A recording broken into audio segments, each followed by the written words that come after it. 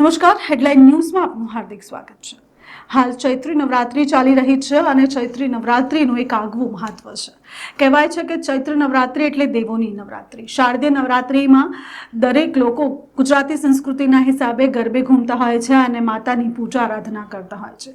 તેવી જ રીતે ચૈત્ર નવરાત્રી એ દેવોની નવરાત્રી કહેવાય છે અને આ નવરાત્રીમાં માં દુર્ગાનું અને દેવી માતાનું પૂજન અર્ચન કરવું એ ખાસ મહત્વનું ગણાય છે।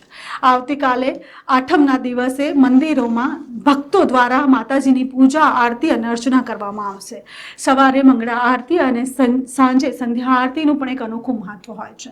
અંબાજી અને પાવાગઢની જેમ ઘણા બધા શક્તિપીઠોમાં અને માઈ મંદિરોમાં કાલે ભક્તોની ભીડ જામી જશે।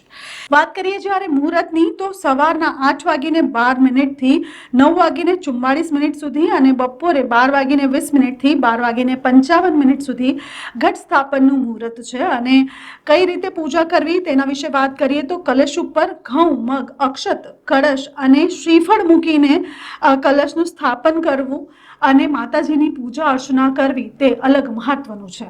તેની સાથે વાત કરીએ કે આ નવરાત્રીને સ્વાસ્થ્ય નવરાત્રી તરીકે પણ ઓળખવામાં આવે છે। આ નવરાત્રીમાં લીમડાનું પણ સેવન કરવું એક અનોખું મહત્વ ગણાય છે। કહેવાય છે કે નવરાત્રીના 9 દિવસોમાં લીમડાના પાનનું સેવન કરવાથી આખું વર્ષ કોઈ પ્રકારની બીમારી થતી નથી। એટલે પૂર્વજો હંમેશા નવરાત્રીના સમયે લીમડાના પાનનું સવારમાં નરણા કોઠે ઉઠીને સેવન કરતા હોય છે। આ નવરાત્રી પછી 4 એવી રાશિ છે જેનું ભવિષ્ય બદલાવાનું છે તેવું પણ જ્યોતિષ દ્વારા કહેવામાં આવી રહ્યું છે।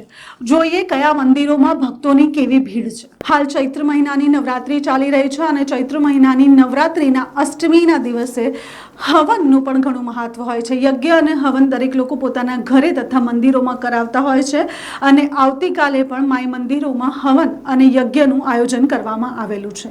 આ હવનનું આયોજન સાંજના સમયે કરવામાં આવે છે અને સંધ્યાકાળ થતાં તેમાં નારિયેળ હોમીને આ હવનને પૂર્ણ કરવામાં આવે છે।